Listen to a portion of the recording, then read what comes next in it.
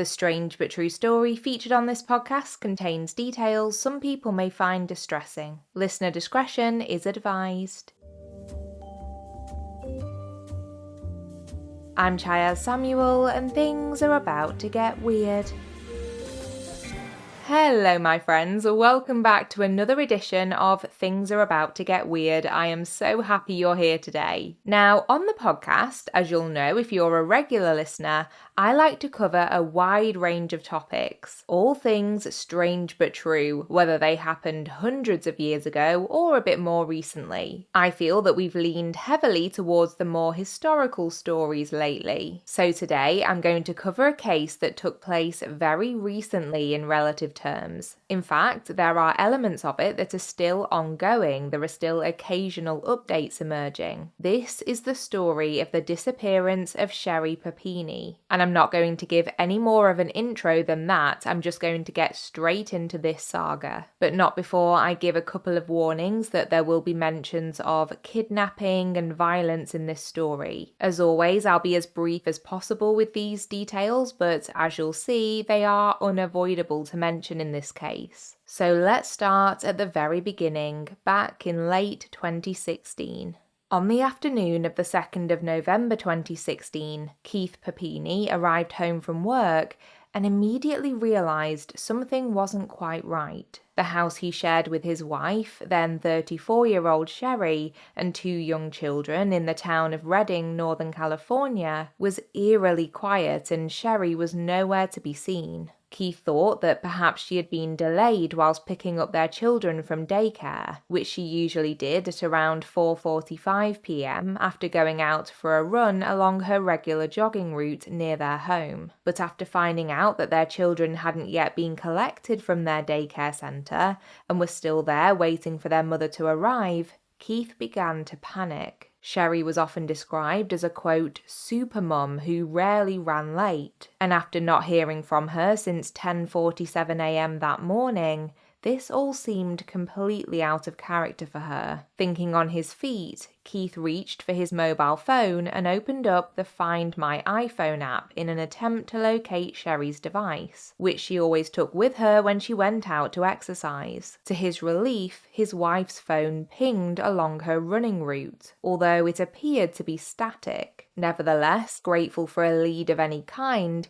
Keith quickly travelled the mile-long distance to the pinged location, which was technically at the end of the street they lived on, at the intersection of Old Oregon Trail and Sunrise Drive. But as soon as he reached the spot, he recalled that he, quote, knew something horrible had happened. Sherri's phone was indeed where he had expected it to be, but it was not in the hand or pocket of his wife. It was lying on the ground, and near to the abandoned device were Sherri's earbuds, which she usually wore whilst running, along with a few strands of hair that Keith suspected belonged to his now missing partner. Obviously alarmed, Keith dialed 911 and reported that Sherri had vanished. And here's some of what he said in that call. Quote, I found her phone.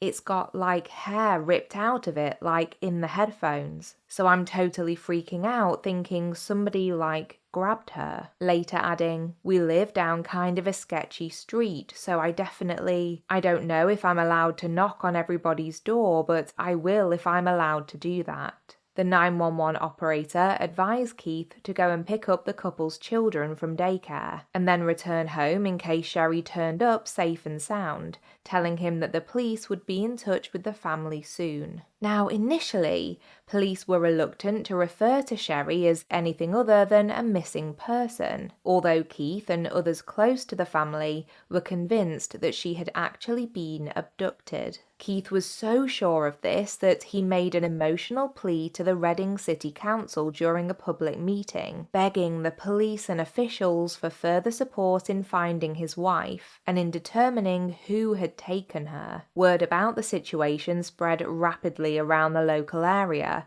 with not only a huge amount of support being expressed for the Papini family at this unimaginably difficult time, but a degree of fear setting in amongst residents who feared there was a kidnapper on the loose in their area. Attention around the case continued to gain momentum, And before the family knew it, Sherri's disappearance started to gain national news coverage. News programs like CBS's Inside Edition featured interviews with a tearful Keith Papini pleading for his wife's safe return. Photos of Sherri's smiling face, framed by her signature blonde hairstyle, accompanied every article published about her, and the public response to the case was huge. A GoFundMe campaign was started which aimed to raise funds in order to help in efforts to bring Sherri home, and the page ended up with around $49,000 in donations, sent in by those who wanted answers for the family. The support for them on social media grew larger by the day,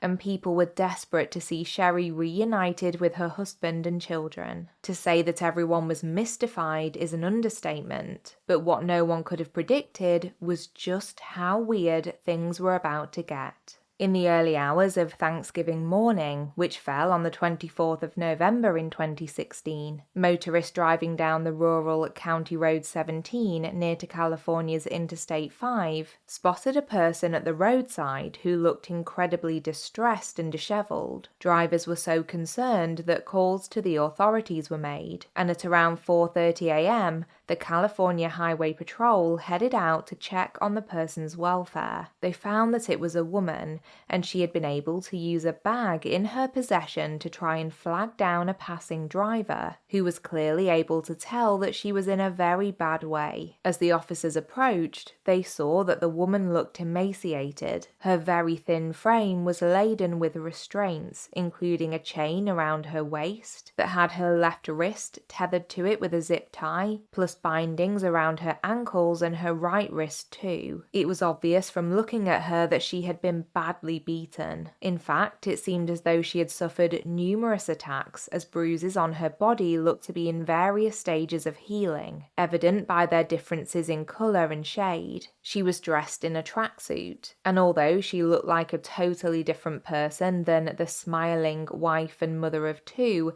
depicted on the missing posters almost 150 miles away in her hometown of Redding, the woman confirmed that she was, in fact, Sherri Papini. She was taken to a local hospital in the city of Woodland and was not only physically assessed, but she also had DNA samples taken from her clothing too. She explained that the tracksuit she was wearing was the same one she had been jogging in on the day she went missing, and police wanted to make sure they didn't miss out on gathering any evidence which might help to explain what had happened to her. Later that same day, Sherri's overjoyed family arrived at the hospital, and although they were elated and incredibly relieved to receive the news that she was alive and safe, they were shocked by her appearance upon being reunited. Keith told Good Morning America that nothing could have prepared him for seeing his wife in that state, saying, quote, "My first sight of my wife in a hospital bed, her face covered in bruises, the bridge of her nose broken. Her now emaciated body of 87 pounds was covered in multicolored bruises, severe burns, red rashes, and chain markings. Her signature long blonde hair had been chopped off. She has been branded." And this was true. On Sherri's right shoulder, a branding mark had been inflicted upon her. Rumours have since circulated that this branding was part of a Bible verse, but from what I can tell, no official confirmation of this has ever taken place, so we don't know for sure. But regardless, the very thought of it is horrifying. Naturally, everyone had 1,000 questions for Sherri, from the police to her family members and total strangers who had been rooting for her safe return ever since the news of her disappearance broke. Where had she been? Who had taken her? Did she know why she had been abducted and, for that matter, why she had been let go? Had she been released voluntarily or had she escaped? Here's what Sherri was able to tell police after she was found. She revealed that she had indeed been abducted at gunpoint whilst out for her usual run. She said that her kidnappers had been two Hispanic women who kept their faces covered at all times to help conceal their identities, and who spent the majority of the time speaking only in Spanish. Sherri was able to recall that one of the women was 5'5" tall, of a medium build, with thin eyebrows, pierced ears, and curly brown hair that she described as coarse. The second woman stood taller, at around 5'7",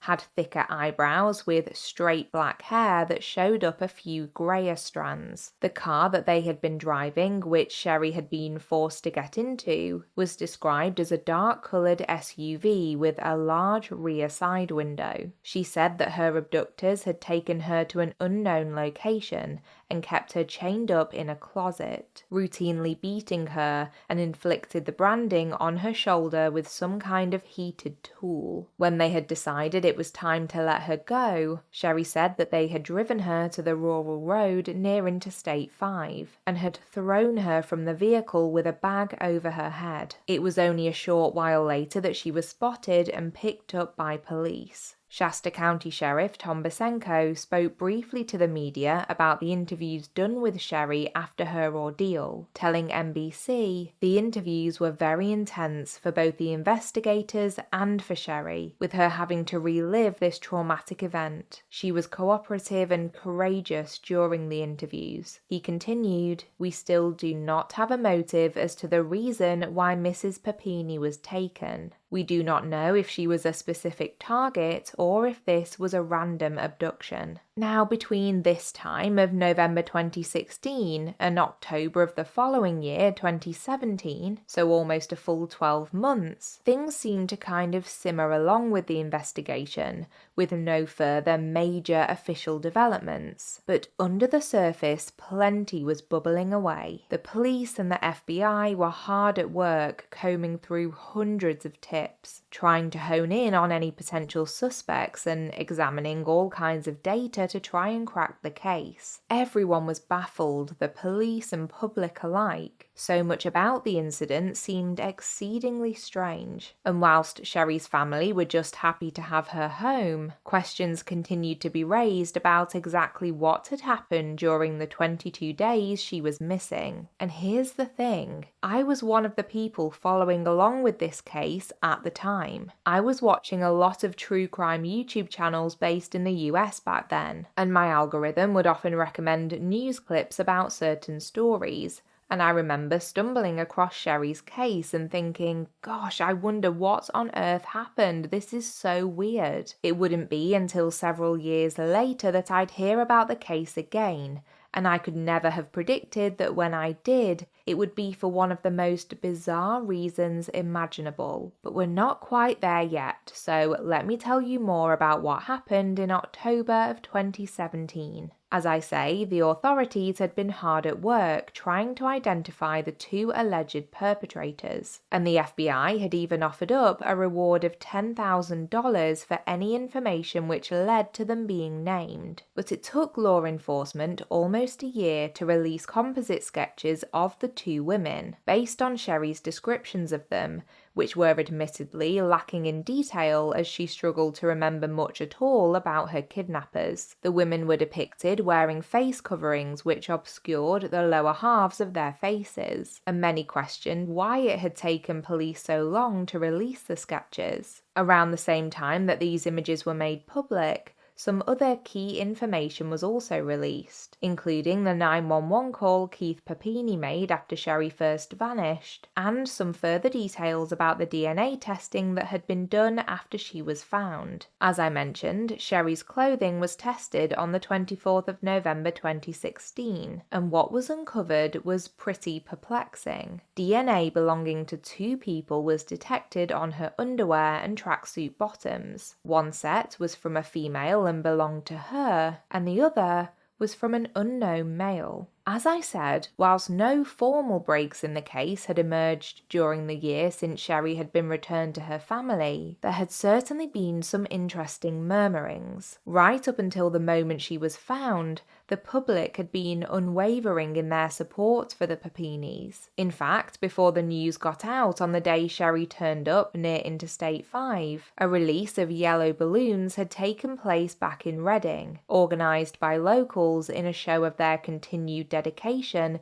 to keeping their missing neighbour in their thoughts. But pretty much as soon as that initial burst of relief that she was safe had passed, some began to speculate that all may not have been what it seemed. Online forums and comment sections were inundated with citizen detectives trying to make sense of the story, and when they found that they often couldn't, all kinds of theories began to rise to the surface. These whisperings grew so loud so quickly that Keith actually released a statement just days after Sherri turned up, where he said, "Rumours, assumptions, lies and hate have been both exhausting and disgusting. I understand that people want the story, pictures, proof that this was not some sort of hoax, plan to gain money, or some fabricated race war. I do not see a purpose in addressing each preposterous lie." But if Keith hoped his strong stance on the emerging theories would help to quieten those debating them, he was about to be proven otherwise. From reading countless news articles about this story from 2016 and then 2017 and onwards, it's clear to see that there was somewhat of a shift. Whereas the initial coverage of the case before Sherri reappeared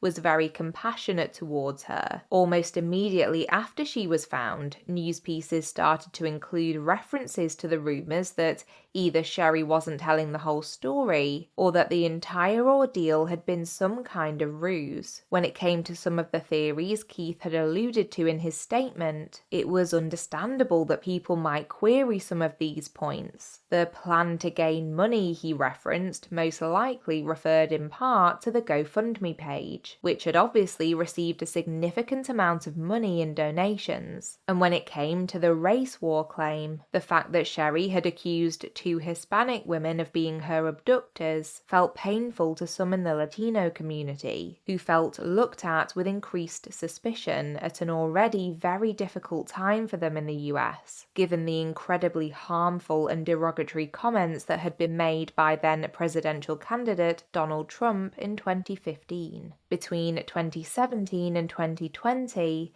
the case continued to be the subject of Reddit discussions, expert dissections, and of course, local and national gossip. The police were still investigating the kidnapping, but had largely been met with dead ends. That was until March of 2020, a date which still sends lockdown-related shivers down my spine, but would become significant to detectives for an entirely different reason. In the US, there is a system called CODIS, which you might be familiar with if you listen to a lot of true crime podcasts or watch a lot of documentaries. It stands for the Combined DNA Index System and is a massive DNA database used by the FBI. Now, when the initial DNA swabs had been taken from Sherri's underwear and clothing, the profiles were run through CODIS and no matches had been found. However, over the years, the police had begun to widen their DNA matching methods, and the idea of using genetic genealogy to try and find the relatives of potential people of interest in cases had begun to be used. The technique was perhaps most famously employed in the case of the Golden State Killer,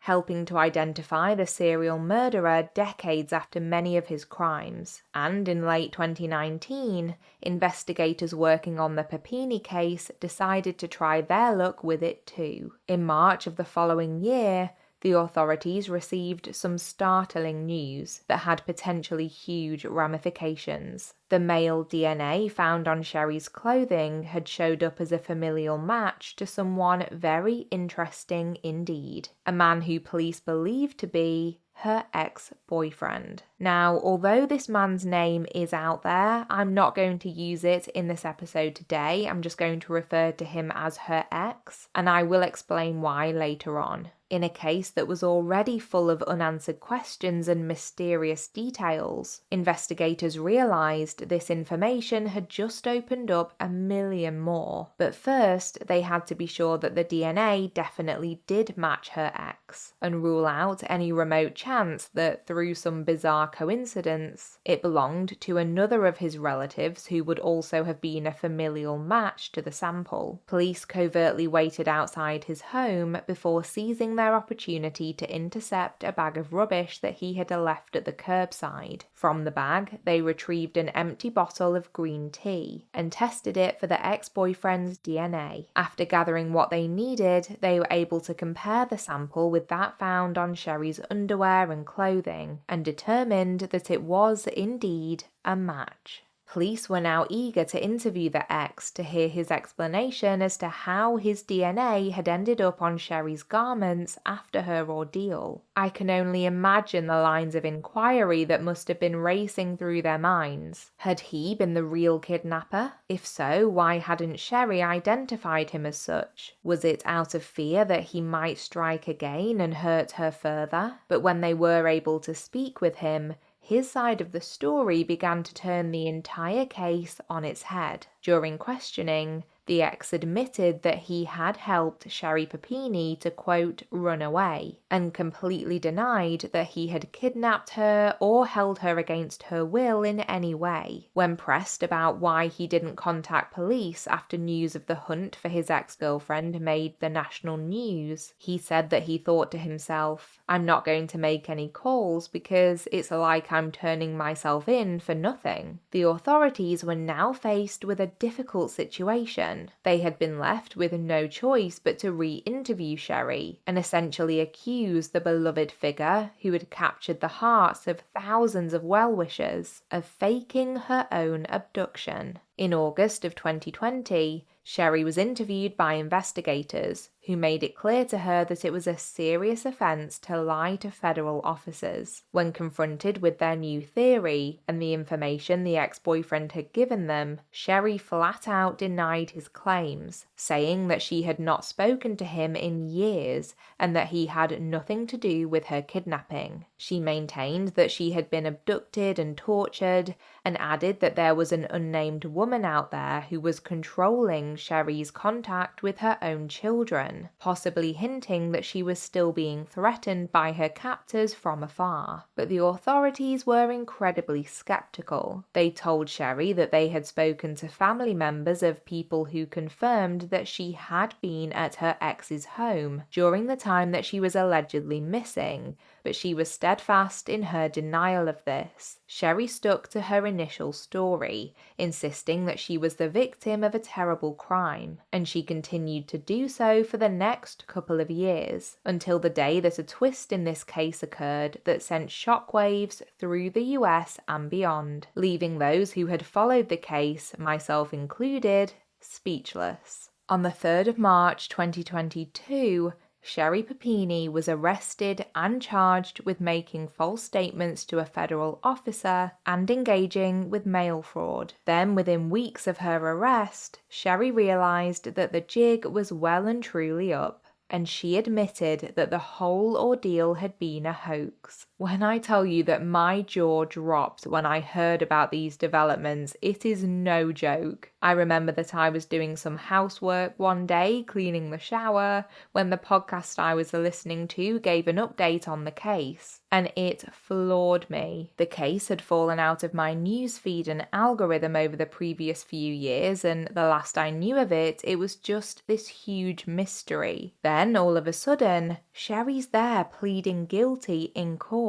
Here's part of what the federal prosecutors said in their sentencing memo. Papini planned and executed a sophisticated kidnapping hoax, and then continued to perpetuate false statements for years after her return without regard for the harm she caused others. As a result, state and federal investigators devoted limited resources to Papini's case for nearly 4 years before they independently learned the truth. that she was not kidnapped and tortured. Papini caused innocent individuals to become targets of a criminal investigation. She left the public in fear of her alleged Hispanic capturers, who purportedly remained at large. So, what the hell actually happened? According to court documents, it seems that Sherri and her ex-boyfriend had been back in contact for months prior to her disappearance. They would use prepaid mobile phones to communicate in secret, and during these conversations, as he later told investigators, Sherri had claimed that her husband Keith was abusive towards her, and that she desperately wanted to escape her life with him. Just a couple of side notes here. Firstly, the reason I'm not naming Sherri's ex-boyfriend is because he wasn't identified in the court documents, and he hasn't been accused of any criminal wrongdoing in this case. So I wanted to err on the side of caution and keep his name out of this story. And secondly, as far as I can find, there's never been any further mention of this claim that Keith abused Sherri, since she admitted that the whole incident was a hoax. So I can only assume that this was a fabrication designed to convince her ex to help her. And still to this day,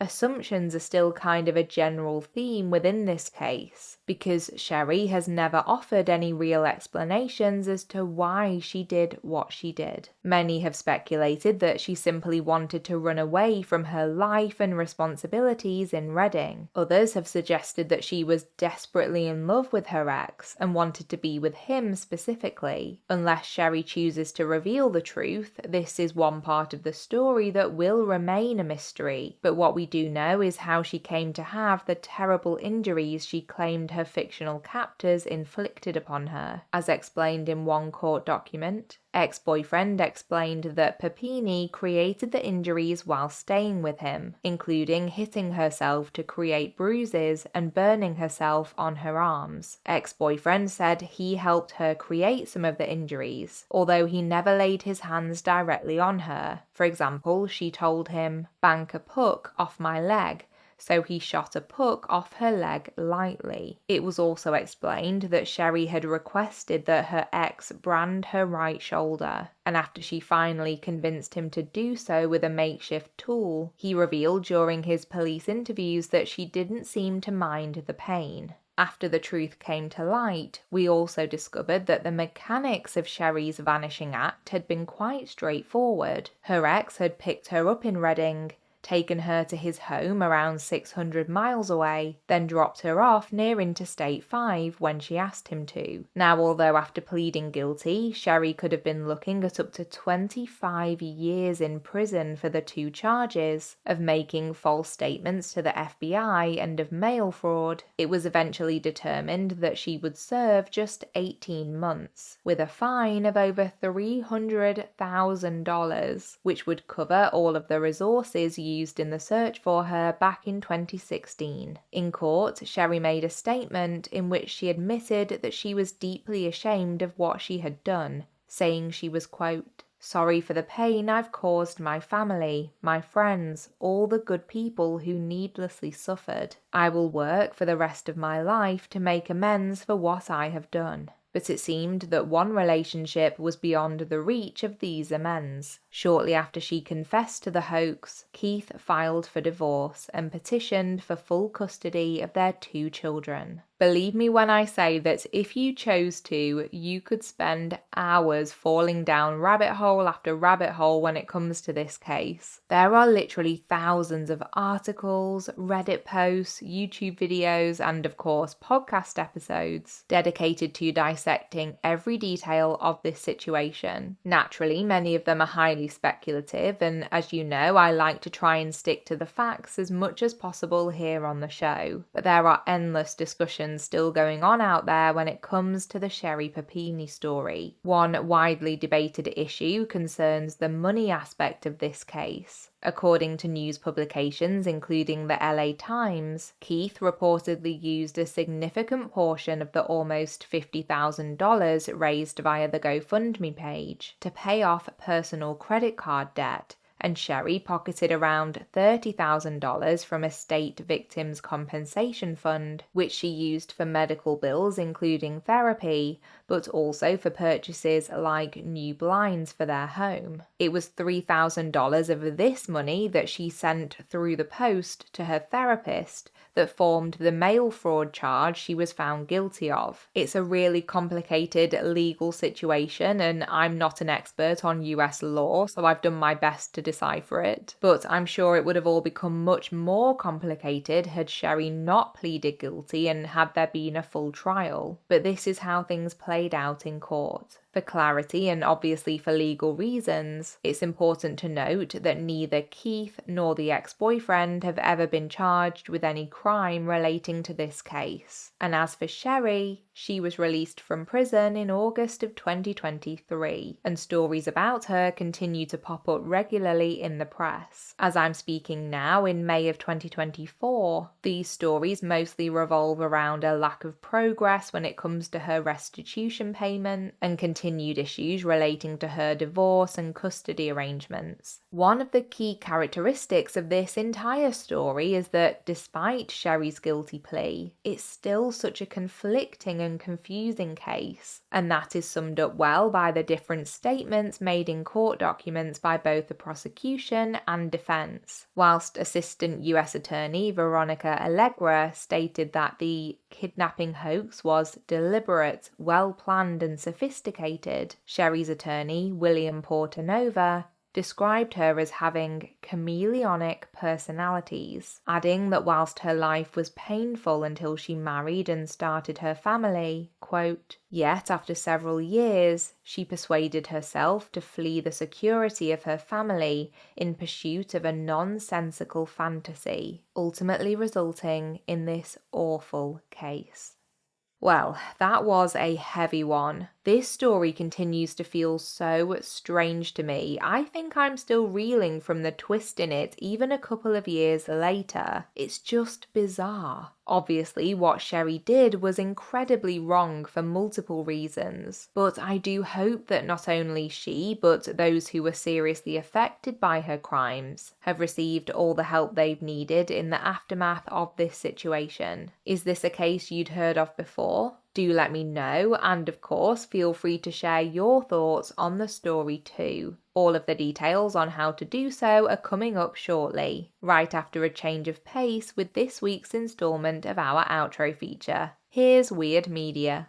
This Weird Media recommendation is going to be perfect for people who like to find palate-cleansing TV shows that help to give them that bit of joy in between listening to or watching a bit too much true crime or generally darker content. This is by no means a hidden gem of a show, it's incredibly well known, but it's something I only started watching myself about a year ago, and when I found it, it quickly became a real comfort show for me. I'm talking about Bob's Burgers, and I'm smiling as I'm even saying the title because it really does make me feel so happy. I truly love it. If you've never heard of Bob's Burgers, it's an animated series that follows the lives of the Belcher family. Bob and Linda, the parents, own a burger restaurant, and their three kids, Tina, Jean and Louise, go to the local school alongside helping out in the diner. To me, it's genuinely one of the funniest shows on TV. It is so witty and also really wholesome. I can totally understand why so many people watch it over and over again. I'm actually not totally up to date with it, but I've got a good few series under my belt, and I just adore the characters. Some of the most hilarious lines on the show are the ones said under the character's breath, like you really have to be watching it to catch them. And I love programs like that, it really cracks me up.